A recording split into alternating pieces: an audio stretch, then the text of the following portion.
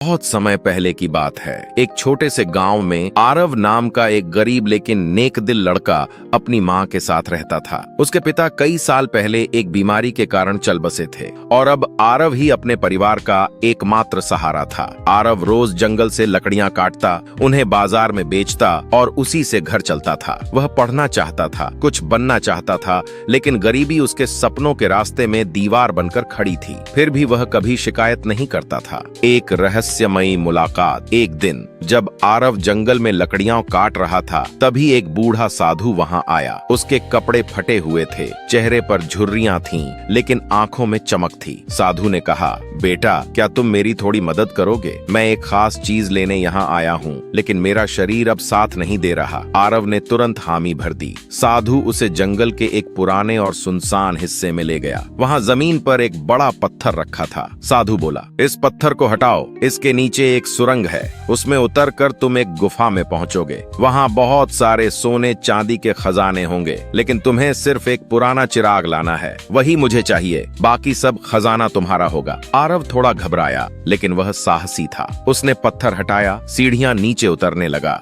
जैसे जैसे वह नीचे गया, गुफा और गहरी होती गई। गुफा का रहस्य, नीचे जाकर उसने देखा कि सचमुच वहां सोने चांदी, हीरे जवाहरात का अंबार था। पर वह सब छोड़कर सबसे कोने में एक पुराना, धूल से भरा हुआ पीतल का चिराग पड़ा था। जैसे ही उसने चिराग उठाया, पूरी गुफा हिलने लगी। डर के मारे वह भागा और सीढ़ियों की तरफ आया, लेकिन जैसे ही वह बाहर निकलने लगा, साधु चिल्लाया, पहले मुझे चिराग दो, तभी बाहर निकल पाओगे। आरव को उसकी आंखों में लालच दिखा। वह बोला, नहीं, पहले बाहर निकालो, फिर चिराग मिलेगा। यह सुनते ही साधु गुस्से से बोला, तो फिर तू वहीं मर। उसने चिराग छीनने की कोशिश की, लेकिन असफल रहा। वह पत्थर को फिर से ढककर भाग गया और आरव अंदर फंस गया। चिराग का चमत्कार, गुफा में अंधेरा हो गया था। आरव ने डर और निराशा में चिराग को हाथ से रगड़ दिया और तभी एक तेज रोशनी हुई। धुएं से एक विशाल जिन्न बाहर आया। जिन्न गरजते हुए बोला, मैं इस चिराग का जिन्न हूँ,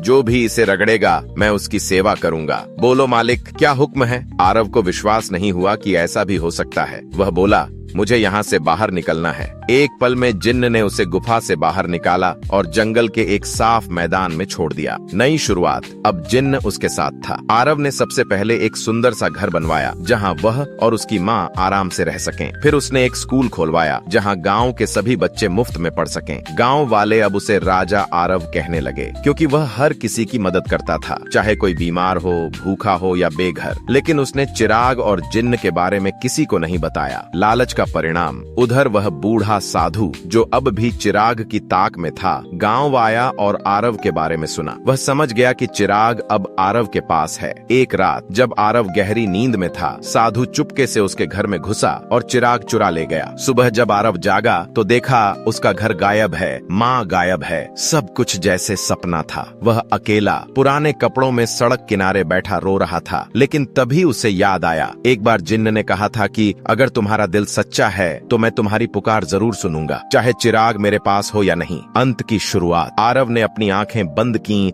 और पूरे दिल से जिन्न को पुकारा। अचानक बादल गरजे, रोशनी हुई और जिन्न प्रकट हो गया। मालिक, मैं आपके सच्चे दिल को नजरअंदाज नहीं कर सकता, मैं आया हूँ। आरव ने साधु को ढूंढने को कहा। जिन्न ने झटपट उसे पकड़ लिया। साधु ने माफी मांगी, लेकिन जिन्न ने उसे एक वीरान द्वीप में फेंक दिया, जहाँ लालची लोग ही कैद रहते थे। सुखद अंत। आरव को फिर से चिराग मिल गया, पर उसने उसे हमेशा के लिए एक पहाड़ी गुफा में छिपा दिया और जिन्न से कहा, अब मैं तुम्हें आजाद करता हूँ। जिन्न मुस्कुराया, आप पहले इंसान हैं जिसने मेरी ताकत का इस्तेमाल सिर्फ भलाई के लिए किया। मैं हमेशा आपकी रक्षा करूंगा। आरव और उसकी माँ फिर से अपने घर लौटे। गांव में स्कूल, अस्पताल और सच्चाई की मिसाल बन चुका था आरव। लोग अब भी कहते हैं, अगर दिल सच्चा हो तो हर चिराग जादुई बन सकता है। सीख। लालच का अंत विनाश होता है। सच्चाई, मेहनत और भलाई की ताकत सबसे बड़ी होती है। अगर मन साफ हो तो चमत्कार खुद ब खुद हो जाते हैं।